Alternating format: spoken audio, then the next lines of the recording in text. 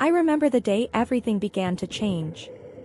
It was a Tuesday morning, just like any other, except it wasn't. I was in the kitchen, trying to get breakfast ready for Alex, our 4-year-old, who was energetically running around. Mark was in the dining room, already buried in his phone, probably checking emails from work. I met Mark at his family's company. I started in the marketing department, he was in finance. We hit it off at a company picnic. 2 years later, we were married. I thought it was love. But after the wedding, things changed. Mark and his family insisted I become a housewife. It's for the best, they said. I didn't realize then that it was the beginning of losing myself. Mommy, I want pancakes. Alex's voice cut through my thoughts. Coming right up, honey, I replied, flipping a pancake on the skillet. Mark's voice, sharp and cold, sliced through the morning air. Karen, are you going to take all day? I have an important meeting. Sorry, just finishing up here, I said, trying to keep my voice steady. The clatter of plates as I set them on the table seemed louder than usual. Mark barely glanced at the breakfast. This bacon is undercooked, he muttered, pushing the plate away. I felt a sting in my chest, but I swallowed it down. I'll make a note of it for next time, I said, plastering a smile on my face. Alex, oblivious to the tension, chattered away about his toy cars. I envied his innocence. Mark's mother, Helen, chose that moment to make her grand entrance, as if on cue. Karen, darling, let me show you how to cook bacon properly. Mark likes it crispy. I watched as she took over my kitchen, my home, my life. Helen had always been the matriarch, overseeing everything with a critical eye. And there I was, her project. See, you have to let it cook on low heat for longer. You'd know if you paid more attention, Helen said, flipping the bacon with an air of superiority. Mark nodded in agreement, not meeting my eyes. Mom knows best, he said. I bit back a retort, focusing on Alex's bright smile as he munched on his pancakes. As they left the kitchen, Helen with a satisfied smile and Mark still glued to his phone, I stood there, amidst the sizzling pans and the half-eaten breakfast, feeling more alone than ever. As days turned into weeks, the distance between Mark and me grew. It was like living with a stranger. He came home late, left early, and we barely spoke. I tried to bridge the gap, but it was like talking to a wall.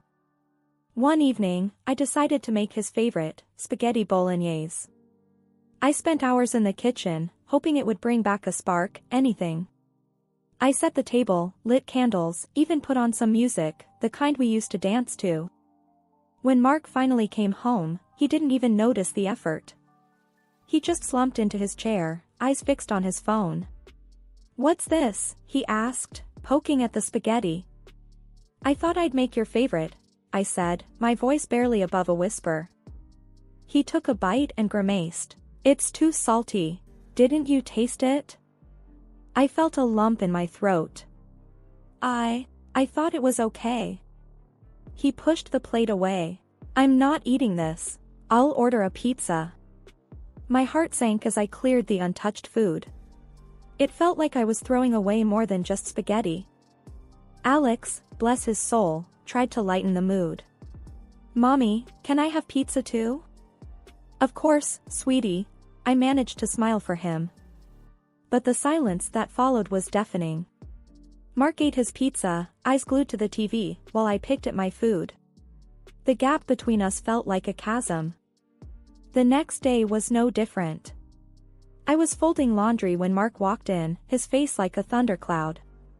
Can't you do something about all this mess? He snapped, kicking at a toy car Alex had left on the floor. I try to keep up, but with Alex, it's a bit challenging, I replied, my patience wearing thin. Well, try harder. It's not rocket science to keep a house clean, he retorted, not even looking at me. I bit my tongue, counting to 10 in my head. I'm doing my best, Mark. Your best isn't good enough, he muttered, storming off to his office, the spare room he'd taken over. It was like this every day. The man I married, who used to make me laugh, who used to listen, was gone. In his place was this cold, indifferent person I barely recognized. That night, as I lay in bed, listening to Mark's even breathing, I realized how alone I felt. The man lying next to me might as well have been a million miles away. I missed the warmth, the love, the connection we once had. But most of all, I missed the man I thought I married. And in the darkness, a thought crept into my mind, maybe this was the beginning of the end. Things took a sharp turn when Mark got promoted to head of the family company. It was as if that title flipped a switch in him. He started coming home even later, sometimes not at all. When he was home, it was like living with a king who thought his castle wasn't good enough. One evening, he swaggered in, reeking of expensive cologne and self-importance. "Karen, we need to talk about your appearance," he said, eyeing me like I was a piece of outdated furniture. I was taken aback. My appearance? What about it? He sighed, like he was explaining something to a child. "You've let yourself go. It's embarrassing. I'm the head of a major company now. I can't have you looking like this." I felt my cheeks burn. "I'm taking care of Alex and the house. I don't exactly have time for a beauty routine." He rolled his eyes. "Excuses. If you cared enough, you'd find the time. Get a gym membership. Do something." I couldn't believe what I was hearing. "So, it's all about appearances for you now? What happened to loving me for who I am?" He scoffed. That was before I realized I could do better. Shape up, Karen. Or I might have to make some changes.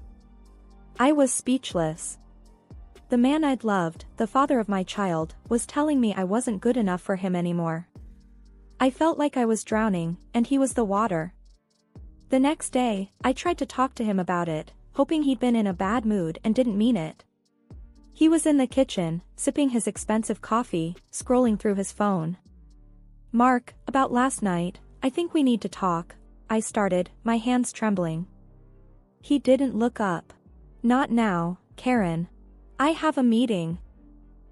"But this is important. You hurt me," I insisted. He finally looked at me, his eyes cold.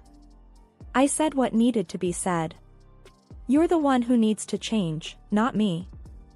I felt a tear slide down my cheek. "You used to love me the way I was."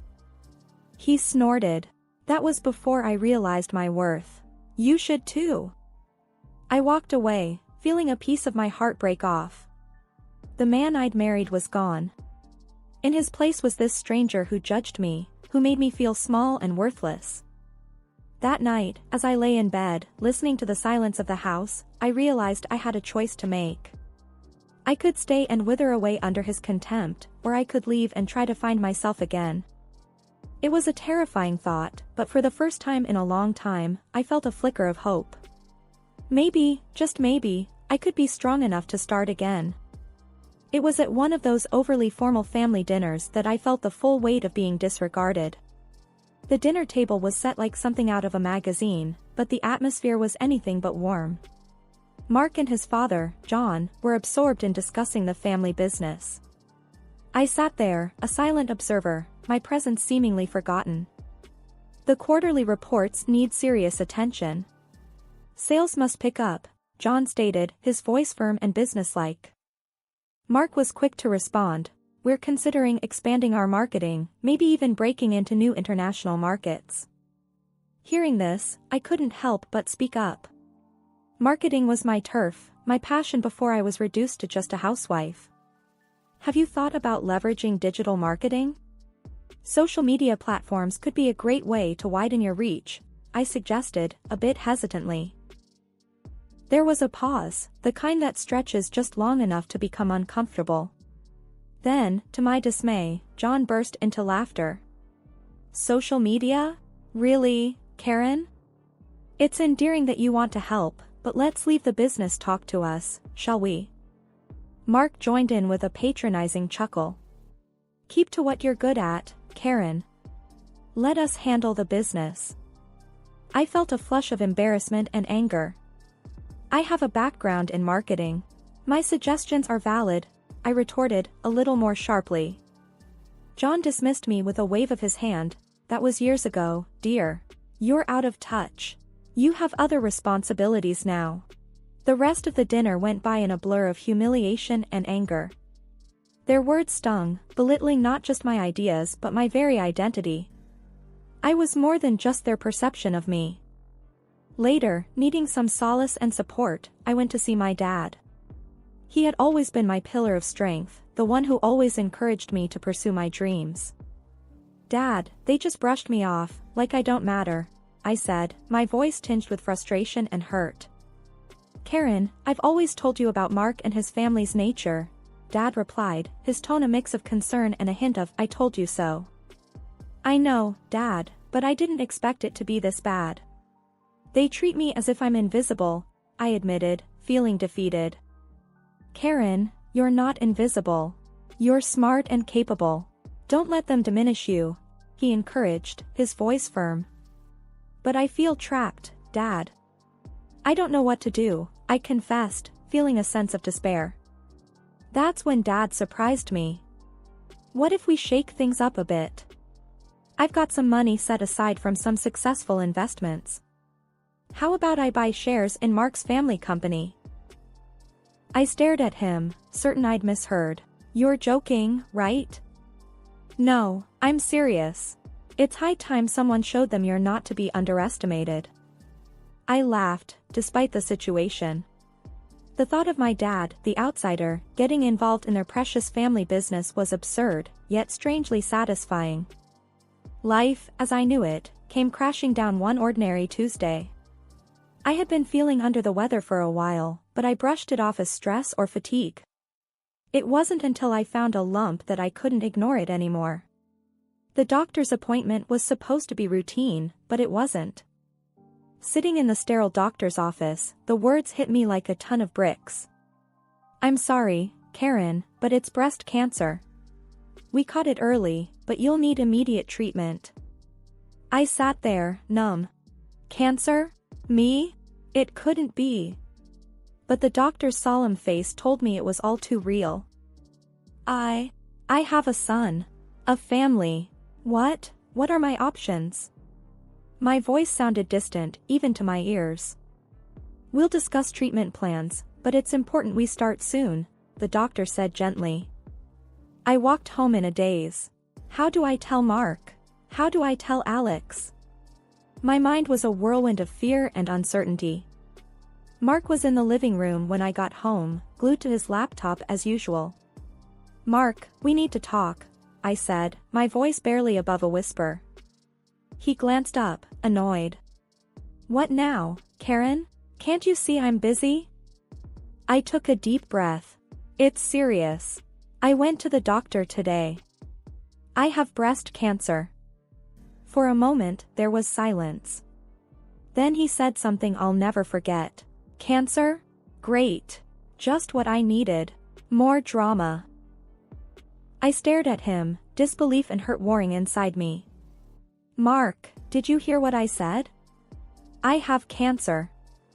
He sighed, closing his laptop with a snap. Yeah, I heard you. So, what does this mean? More doctor visits? How is this going to affect me and the company? I was speechless. How could he be so callous? It means I need treatment, Mark. I need support. He stood up, pacing the room. Well, you better get it sorted quickly. I can't have you slacking off on housework and taking care of Alex. I felt like I was in some nightmare. Is that all you care about? The house? The work? What about me? He stopped, looking at me like I was a problem to be solved. Look, Karen, it's not that I don't care, but you have to understand the timing is terrible. We have a business to run. The rest of the conversation was a blur. His words were like daggers, each one cutting deeper than the last. I was alone, truly alone in this. The following weeks were a whirlwind of appointments, treatments, and overwhelming fatigue. I tried to keep up with the house and Alex, but it was too much. Mark's patience wore thin. One evening, after a particularly grueling treatment, I was too exhausted to cook. "Mark, can we order in tonight? I'm just not up to it." He scoffed. "Order in? Again? What do I keep you around for if you can't even cook a simple meal?" It was a crushing blow, not just to my body, but to my heart. The day of my surgery loomed over me like a dark cloud. I was scared, not just of the surgery itself, but of what life would be like after. I would wake up less of a woman, or so I felt. My body, once a source of pride, was now a traitor. I didn't expect Mark to hold my hand and tell me everything would be okay. Those days were long gone, but I did hope for a semblance of support. Instead, what I got was indifference. As I was getting ready for the hospital, Mark was busy getting dressed for work. "You'll be fine, right? The doctors know what they're doing," he said, not even looking at me. "Yeah, I guess," I replied, trying to keep my voice steady. He paused, his hand on the door handle. "Call me when it's done. I've got an important meeting, can't miss it." I felt a lump form in my throat. "Sure, I'll call." The surgery was a blur, but waking up was worse. I felt a void where part of me used to be. My parents were there when I opened my eyes, their faces etched with concern and love. "Mom, Dad," I whispered, tears streaming down my face. "We're here, sweetheart. We're here," Mom said, taking my hand. Mark didn't show up, not that day or the next. He didn't even call. It was as if my surgery, my cancer, was a minor inconvenience best kept out of sight, out of mind. Recovery was slow and painful, but eventually, I was allowed to go home. I dreaded it, not knowing what to expect from Mark. I arrived home to a shock. Mark wasn't alone. A young woman, maybe in her late 20s, was in my living room. She was laughing at something he said, touching his arm in a familiar way. I felt like I had walked into someone else's life. "Mark? What's going on?" My voice was a croak, still weak from the surgery. He looked up, surprised, then his expression hardened. "Karen, let's talk in the kitchen." In the kitchen, he was blunt, cold. "I want a divorce. I've met someone else. You're not the woman I married." I stood there, numb, the pain from my surgery nothing compared to the pain in my chest. "Divorce? Because of her? Because of this?" I touched the bandage on my chest, my voice rising. "It's not just that. You've changed. You're always so sad, so needy. I need someone vibrant, alive. Not this." He gestured at me dismissively. I couldn't believe what I was hearing. "I have cancer, Mark. I had surgery. What did you expect?" He shrugged. "I don't know. But this isn't it. I've moved on. You should too." He handed me divorce papers, still warm from the printer. "I want you out of the house. It's for the best." I looked at him, at the stranger he had become. "Where am I supposed to go?" "That's not my problem. Figure it out." I packed a bag, my hands shaking. Alex was at my parents', thankfully spared from this nightmare. As I left, I looked back at the house, the life, the man I had once loved. It was all gone, replaced by a cold, harsh reality.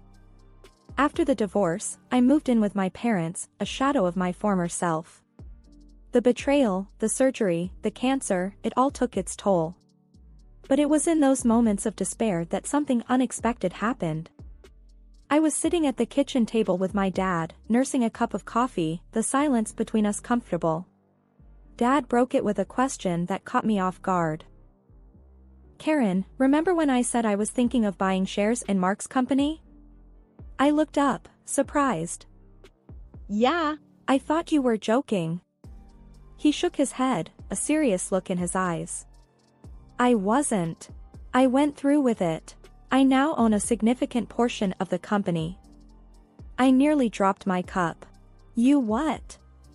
He nodded. "Yep. I used my investment savings. It's all legal and above board. I own 80% of the shares now. I was speechless. This was huge. Dad owning a majority of Mark's family company? It was the kind of twist you'd expect in a movie, not real life. But why, Dad? I managed to ask, still reeling from the shock. He took a sip of his coffee before answering. Because no one messes with my daughter. Plus, it was a good investment opportunity. It's a solid company, despite Mark. A part of me was overwhelmed by his gesture, but another part, a part one thought was long buried, felt a spark. Revenge wasn't my style, but justice? That was a different story. Dad, what are you planning to do with those shares? I asked, curiosity piquing. He grinned. Well, that's up to you, Karen. You have the business acumen, the marketing knowledge. You could do a lot with this opportunity. Me? Running the company that once belonged to Mark and his family? It was ludicrous, audacious, and thrilling. But I'm not sure I'm up for it. I hesitated, doubt creeping in. Dad put his hand on mine, his eyes kind. You're stronger than you think, Karen. You've been through hell and back. This could be your chance to rise from the ashes, to show them who Karen really is. The idea was crazy, but it was also empowering. For years, I'd been put down, made to feel small and insignificant. But now, I had the power to change that, to turn the tables. I spent the next few days thinking about it, weighing the pros and cons.